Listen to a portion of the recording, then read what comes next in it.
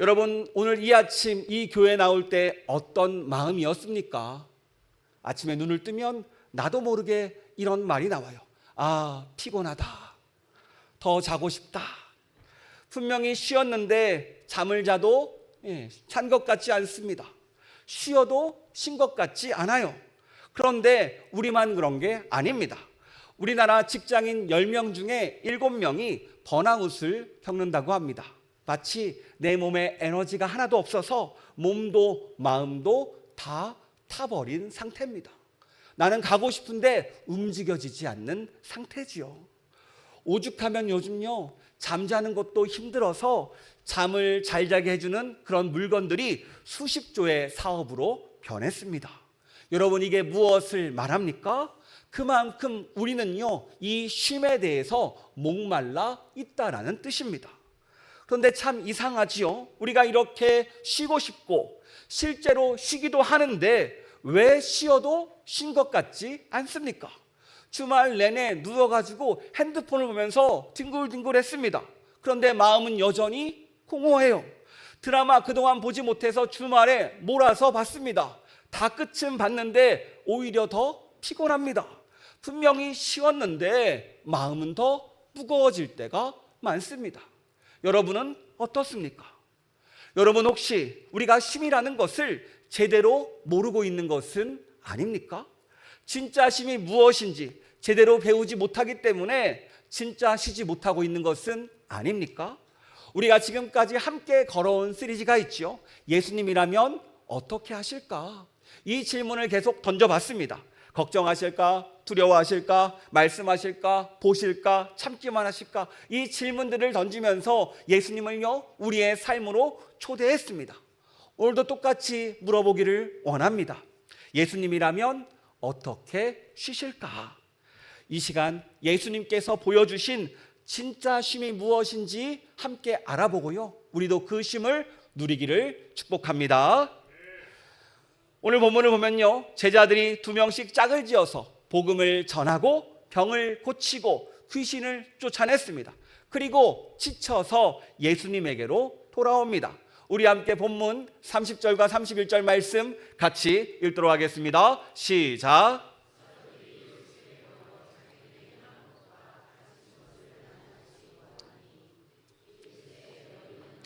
한적한 곳에 가서 잠깐 쉬어라 하시니 이는 오고 가는 사람이 많아 음식 먹을 겨를도 없음이라. 여러분, 지금 제자들의 상태가 어때요? 먼 길을 걷고 사람들을 만나고 사역을 하느라 몸이 녹초가 되었습니다. 게다가 자신들이 사역하는 기간에요, 사람들에게 존경받던 세례 요한이 죽었습니다. 예수님의 길을 예비했고 광야에 외치는 소리라고 들렸던 이 세례 요한이 헤롯에게 죽었지요. 이 소식을 들으니까 제자들 생각에 자신들의 미래 같은 마음이 있어서 사역하다가 우리도 이렇게 죽을 수 있겠구나라는 그 생각으로 몸도 마음도 지친 상태가 되었습니다. 바로 그때 예수님께서 제자들에게 뭐라고 말씀하십니까? 이 제자들아, 왜 믿음이 없느냐? 나를 따라오너라 라고 말하는 게 아니라, 이렇게 다그치는 게 아니라 뭐라고 말씀하세요? 너희는 따로 한적한 곳에 가서 잠깐 쉬어라. 지치고 무너진 제자들에게 가장 먼저 건넨 말은요, 다그침이 아니라, 왜 그거밖에 못하냐 혼내는 것이 아니라 쉬어라 라는 말씀입니다. 그러니까 이 쉼은요, 게으른 사람이 누리는 게 아니라는 거예요. 오히려 지친 제자들을 향한 명령이었고 지친 우리를 위한 예수님의 배려였습니다. 그런데 우리는요, 왠지 모르게 쉬고 있으면 죄를 짓고 있다고 생각할 때가 많아요. 아, 내가 지금 이렇게 쉬어도 되나? 주일인데 다들 열심히 일하는데 나도 일하러 나가는 거 아니야? 나만 이러다 뒤처지는 거 아니야? 나만 이렇게 돈을 더 못 버는 거 아니야? 그런데 예수님의 처방은 달라요. 잠깐 쉬어라. 이렇다면 이 쉼이라는 것이 무엇이길래 우리에게 쉬라고 하실까요? 여러분, 이 쉼은요, 우리의 삶을 포기하게 만드는 게 아니에요. 우리의 사명을 포기하게 만드는 것도 아닙니다. 오히려 이 사명을 감당할 수 있도록, 우리에게 재충전할 수 있도록 주님이 주시는 은혜입니다. 그러니까 우리가 가다가 멈출 줄 아는 것이 바로 믿음이라는 거예요. 다른 이유가 아니죠. 우리는 철저히 하나님이 아닙니다. 하나님이라면 쉬지 않으셔도 되죠. 그런데 우리는 피조물 인간이라는 뜻이에요. 그러니까 우리가 부서지도록 일하면 우리가 어떻게 됩니까?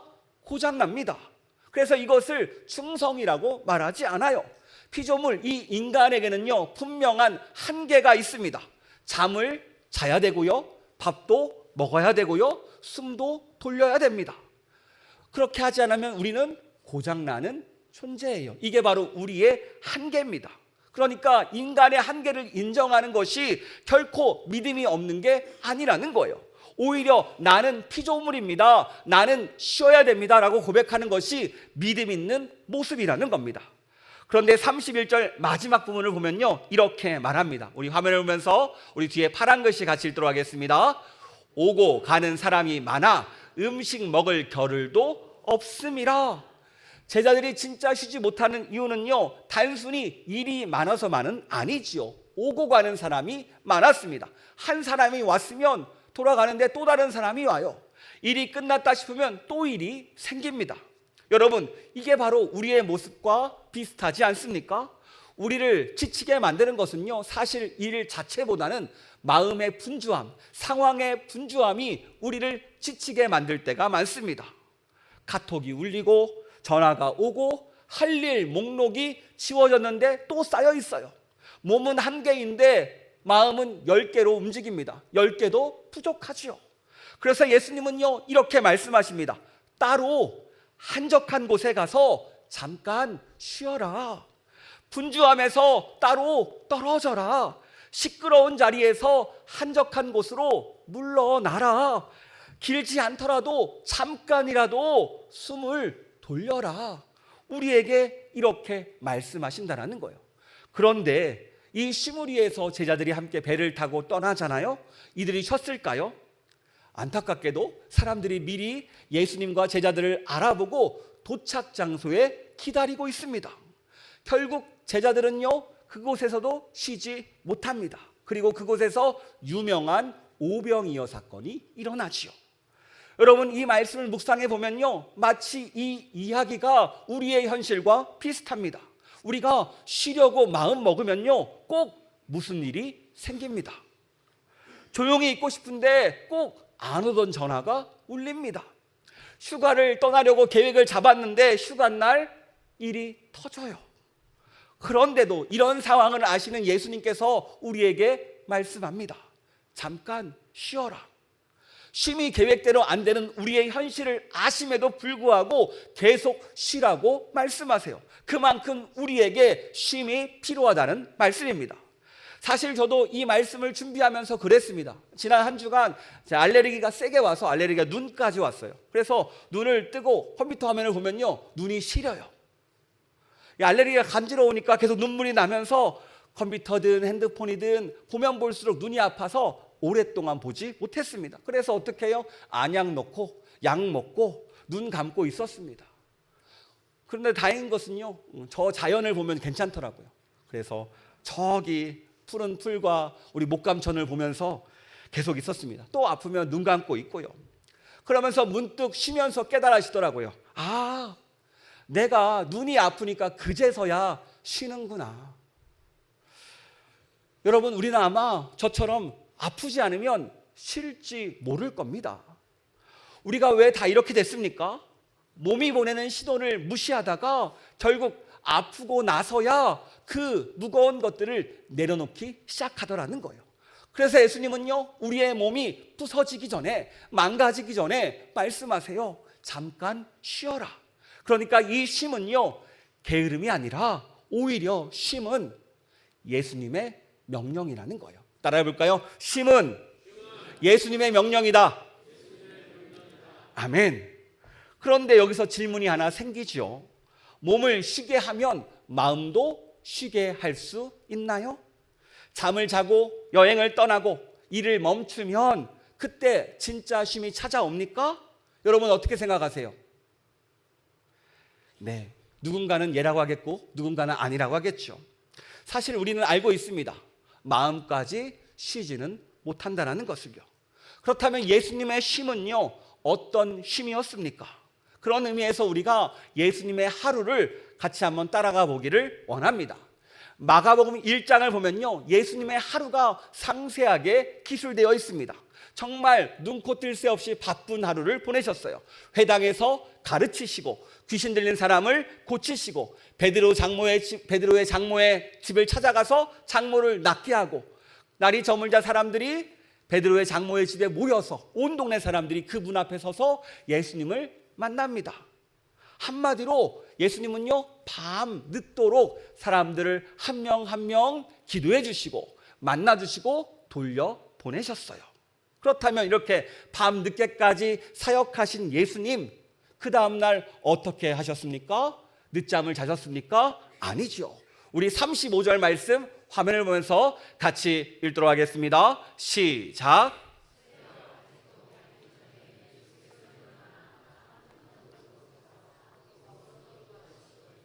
아멘.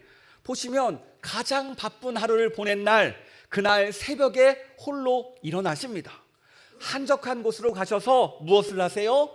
늦잠 자는 것이 아니라 기도하셨다라는 거예요. 그러니까 예수님의 쉼은 우리가 생각하는 쉼과 달랐습니다. 우리가 쉰다고 생각하면요, 일단 소파에 누워야 됩니다. 그리고 나서 뒹굴뒹굴 하다가 핸드폰을 들고 이제 유튜브를 보기 시작합니다. 쇼폼을 보기 시작하죠. 또 어떤 분들은요, 소파에 앉아서 TV를 틀고 뉴스를 보기 시작합니다. 분명히 우리는요, 일은 멈췄어요. 그런데 계속해서 새로운 자극을 받아들입니다. 새로운 도파민을 찾아다녀요. 몸은 분명히 멈췄는데 우리의 마음은 한순간도 쉰 적이 없는 거예요. 그러니까 쉬어도 쉰 것 같지 않습니다. 보시면 오늘 예수님은요, 무엇인가를 더 채우려고 쉬지 않습니다. 오히려 삶에서 한 발자국 뒤로 물러서요.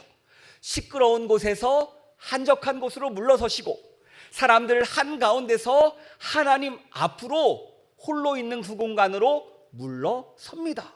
오늘 이것이 예수님이 보여주시는 진짜 쉼이라는 거예요. 따라해 볼까요? 쉼은 물러나는 것이다. 아멘. 그래요. 쉼은 물러나야 되는데 왜 우리는 물러나지 못할까요? 솔직히 여러분, 제가 청년회 때 왠지 쉬면요, 시간이 아까웠어요. 일하는 시간, 또 쉬는 시간이 있잖아요.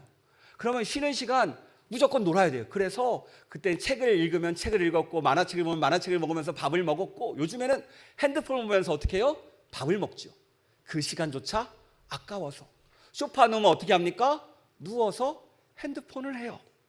그런데 왜 그렇게 합니까? 왠지 그렇게 안 하면 손해보는 것 같아요. 또 직장하거나 일을 하시는 분들은요, 내가 지금 일을 쉬면요, 우리 회사가 망할 것 같아요. 우리 사업장에 큰일 날 것 같아요. 내가 빠지면 안 될 텐데, 나 아니면 안 된댄데, 이런 생각이 내 마음속을 지배하고 있습니다. 그러니까 나 아니면 안 된다라는 이 생각 때문에 우리가 쉬지 못하는 거예요. 우리가 계속해서 말씀을 나누는 게 있죠. 우리 안에 무엇이 있습니까? 바로 하나님의 빈자리가 있습니다. 우리 마음 중심에 하나님이 앉아 계셔야 되는 자리가 있는데, 그 자리가 비면 어떻게 생겨요? 문제가 생긴다고 했습니다.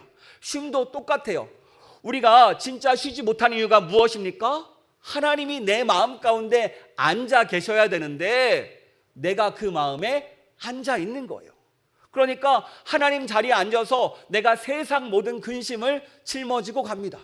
여러분, 안타깝게 전쟁이 또 계속 발생되고 있습니다. 주식하는 분들은 눈물이 나죠. 우리 제가 들었는데 세계 경제를 기도하기 위해서는 주식에 돈을 넣으래요. 주님, 세계 평화를 주시옵소서. 그래야 내 주식이 올라서. 네. 다음에 얘기하겠지만 개별 주식은 하지 말라고 제가 얘기합니다. 네, 그래요. 여러분, 롤러코스터 타보셨습니까? 놀이공원 가면요, 청룡 열차가 있어요. 타면요, 딱 그 어깨에다가 딱 안전벨트를 메고 손잡이를 잡고 탑니다. 그런데 저는요, 겁이 많아서 이 손잡이를 못 놔요.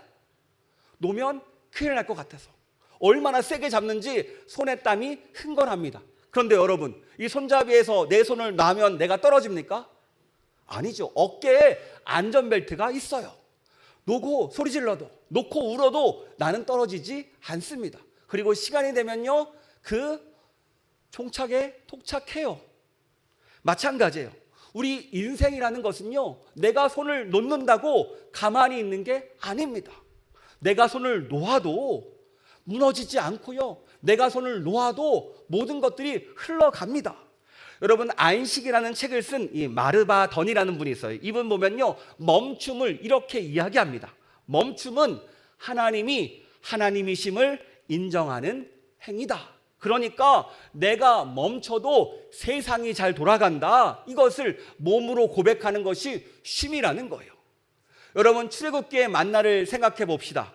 광야에서 하나님이 만나를 주실 때 6일 동안 만나를 주셨죠. 그리고 마지막 우리가 안식, 유대교로 보면 금요일 날이죠. 금요일 날 2배의 만나를 주시고 토요일 날 안식함으로 쉬게 하셨어요.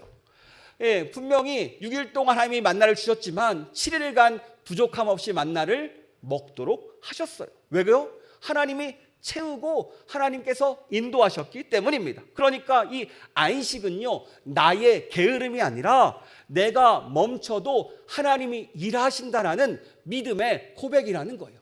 이걸 믿을 수 있는 사람만이 진짜 쉴 수 있는 겁니다. 따라해 볼까요? 내가 멈춰도 하나님이 일하신다. 아멘. 거꾸로 말하면요, 쉬지 못하는 것은요, 무엇입니까? 내가 하나님을 신뢰하지 못한다는 거예요. 이러면 우리 가정이 안 될 거야. 이러면 우리 재정이 안 될 거야. 이러면 문제가 생길 거야. 이게 바로 하나님을 신뢰하지 못하는 우리의 모습입니다. 그러니까 진짜 쉼은요, 내 마음에 하나님을 다시 모실 때 가능하다라는 거예요. 내가 쉬는 동안에도 하나님은 일하십니다.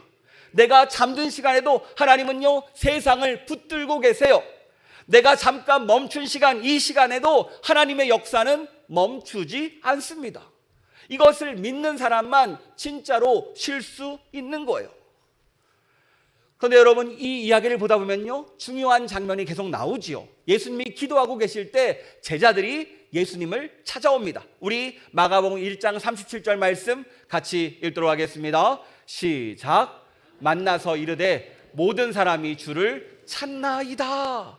여러분, 이게 무슨 말입니까? 예수님 지금 여기 계실 때가 아닙니다. 사람들이 다 예수님을 찾고 있어요. 사람들이 와, 예수님, 예수님 하면서 이 인기를 찾고 있는데 얼른 내려가셔서 이 인기를 누리셔야죠. 예수님은 지금 슈퍼스타입니다.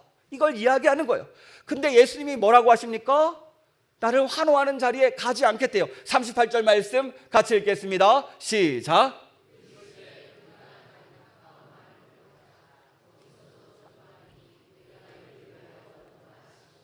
아멘. 예수님은요, 사람들의 요구에 흔들리지 않습니다.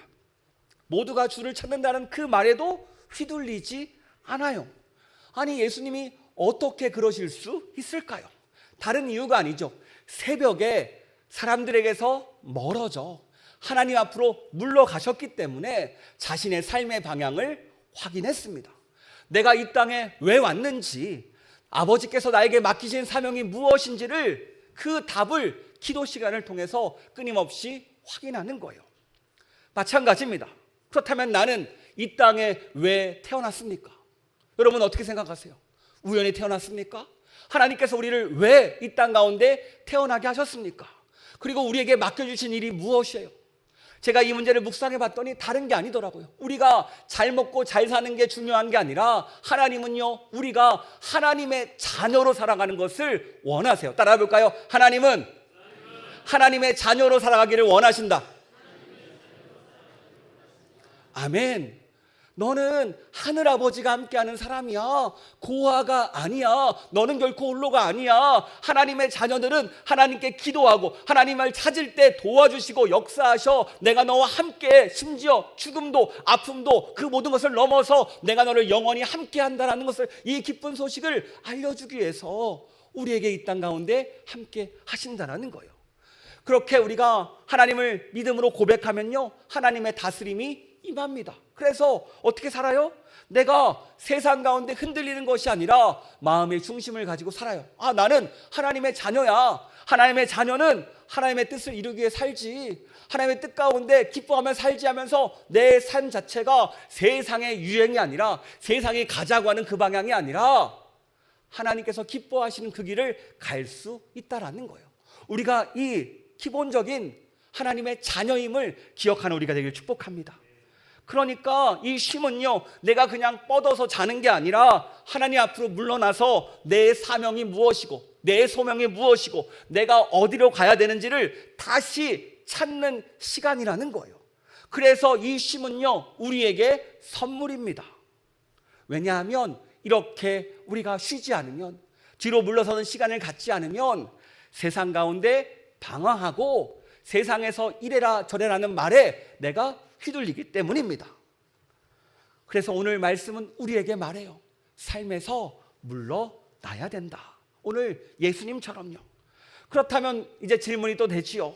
하나님 앞으로 물러난다는 것 어떻게 가능할까요? 오늘 예수님께서 이 대답을 직접 해주십니다. 우리 마태복음 11장 28절 말씀 화면을 보면서 같이 읽도록 하겠습니다. 시작. 수고하고 무거운 짐진 자들아 다 내게로 오라. 내가 너희를 쉬게 하리라. 아멘. 여러분, 이 말씀을 들을 때마다 뭉클하지 않습니까? 수고하고 무거운 짐진 자들아, 우리를 부르잖아요. 우리의 삶이 얼마나 수고스럽습니까? 우리의 삶이 얼마나 무겁습니까? 그런데 우리를 향해 말씀하세요. 나에게 와라. 그러면서 말씀하세요. 내가 너희를 쉬게 하리라. 여기서 쉬게 하라는 말은요, 앞에서 읽었던 마가복음 6장의 말씀 쉬어라와 같은 단어가 쓰였습니다. 그러니까 지친 제자들을 향해 말씀하시는 그 예수님께서 우리에게 동일하게 말씀하세요. 내게로 와라. 내가 너희를 쉬게 하겠다. 여러분, 우리가 이 말씀을 잘 봐야 됩니다. 쉼은요, 장소가 아니라는 거예요. 좋은 호텔에 가는 것도 아니고요, 뷰가 좋은 바닷가에 가는 것도 아니고요, 산속 그 어디가 아닙니다. 진짜 쉼은요, 오늘 우리에게 말해요. 쉼의 근원은 다른 곳에 있는 것이 아니라 내게 와라, 예수님에게 있다라는 것을 우리에게 말하고 있습니다. 예수 그리스도를 진정으로 만날 때 쉼을 누릴 수 있다라는 거예요. 그러면서 예수님은요, 이상한 말씀을 하시죠. 우리 29절과 30절 말씀 화면을 보면서 같이 읽도록 하겠습니다. 시작.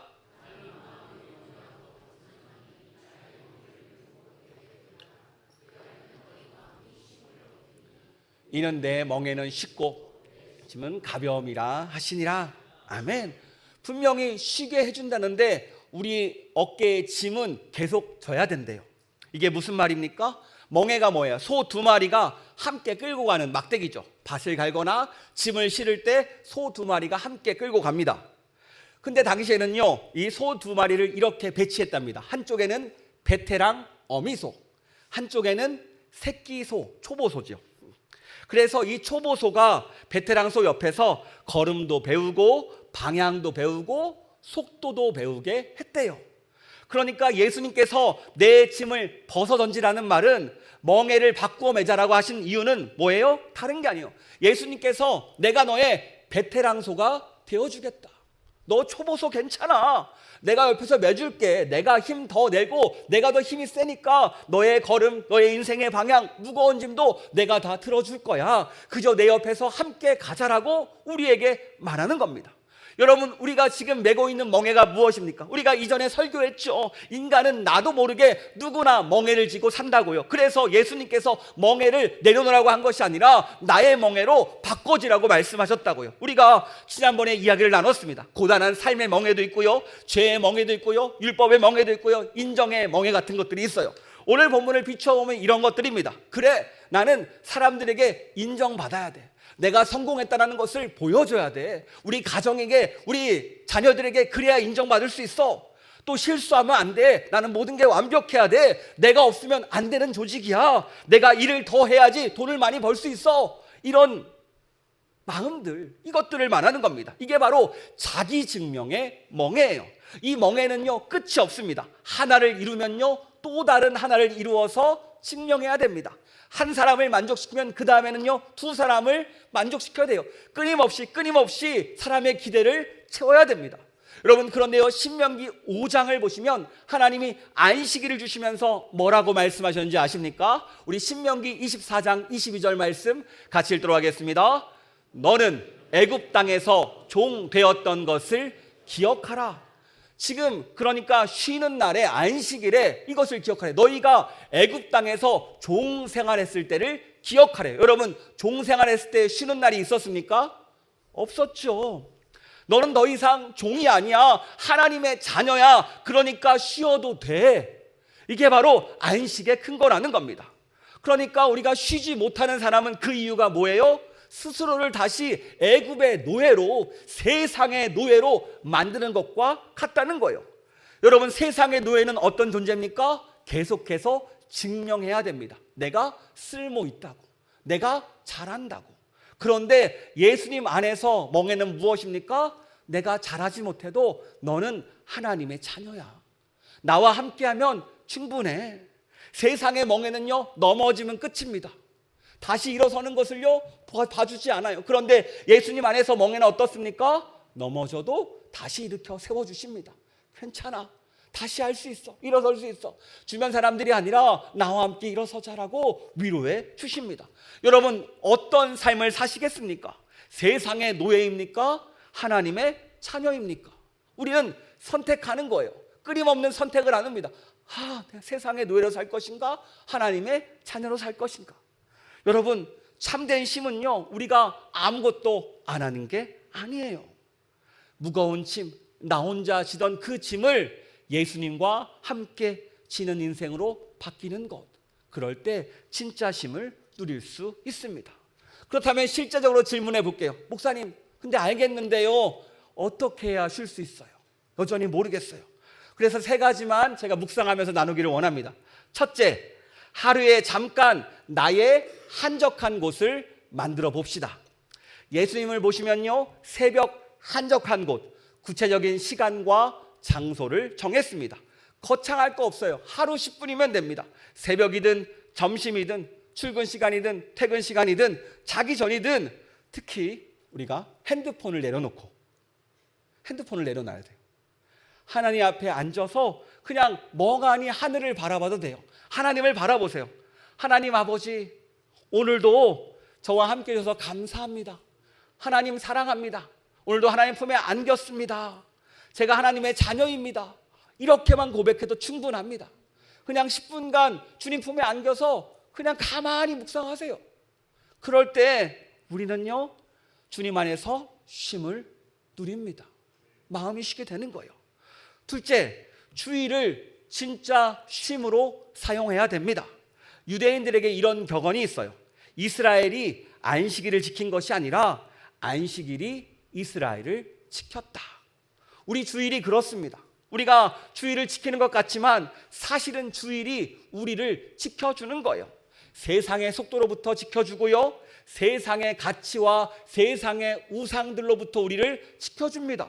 여러분, 주일 예배가 무엇입니까? 일주일에 이 자리에 나와서 우리가 손을 다 내려놔요. 이 시간을 하나님께 올려드립니다. 하나님이 나의 왕이십니다. 내 마음의 왕이십니다. 내 왕자를 차지해 주세요. 주님께서 우리를 다스리십니다. 이 고백을 하는 시간입니다. 그래서 이 자리, 음으로 나오면 피곤한 자리지만 이렇게 삶의 무게를 내려놓으러 나오면요 이 예배는 쉼이 됩니다. 그래, 예수님께서 내 삶의 무게를 더 많이 져주신대.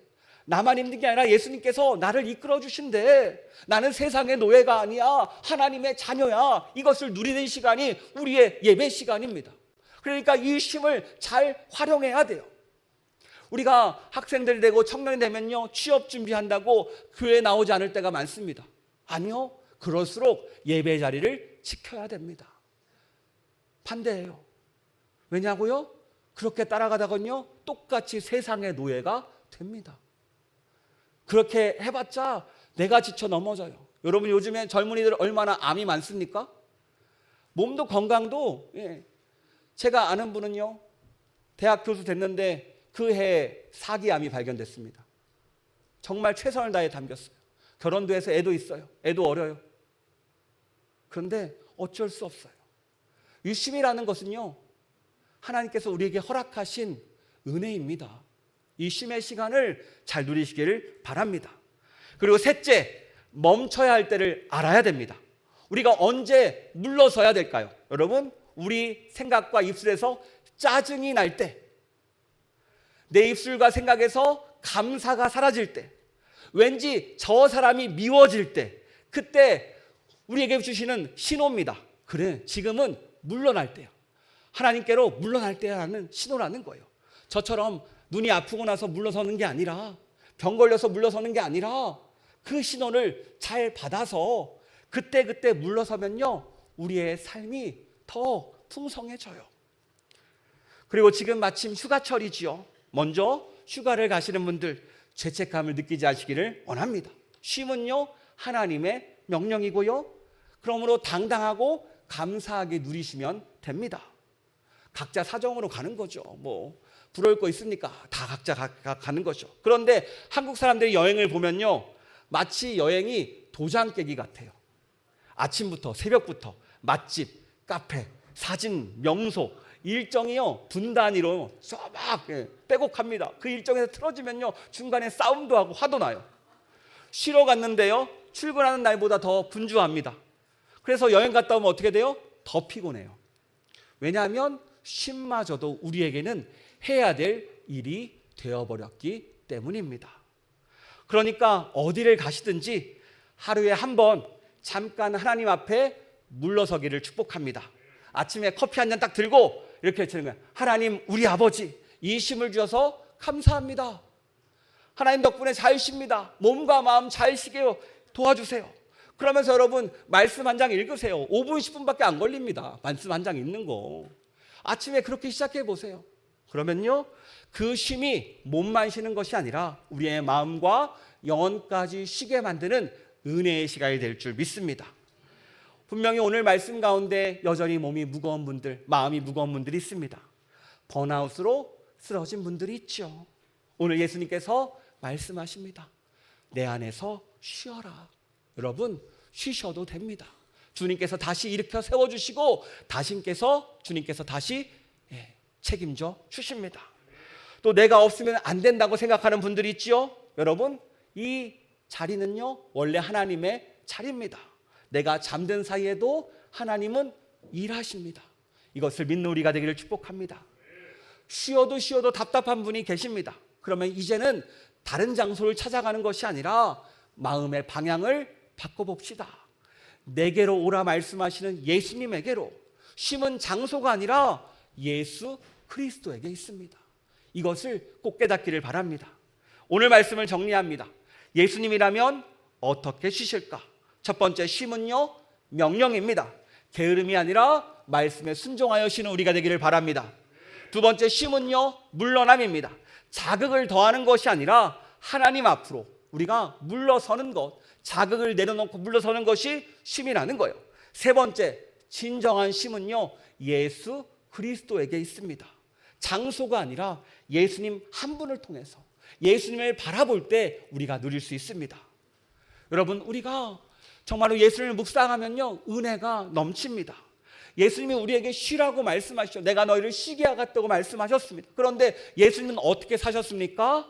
우리에게 쉼을 주기 위해서 정작 예수님은요 쉼 없는 길을 걸어가셨습니다. 머리 둘 곳 없는 예수님께서 골고다 언덕길을 건너셨고 마지막에는 십자가까지 치세요.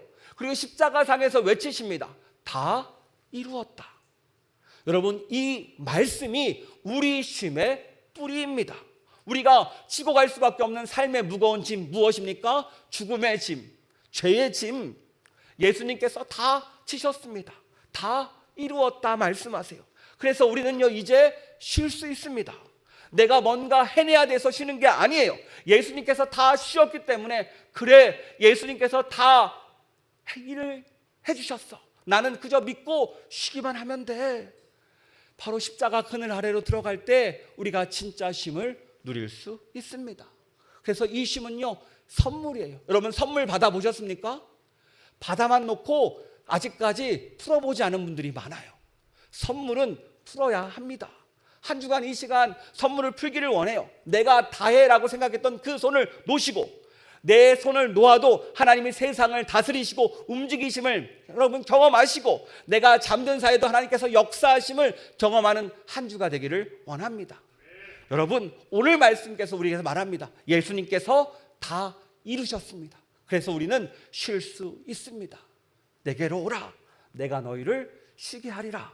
이 초청에 응답하는, 그래서 참된 쉼을 누리는 저와 여러분 되기를 주님의 이름으로 축복합니다.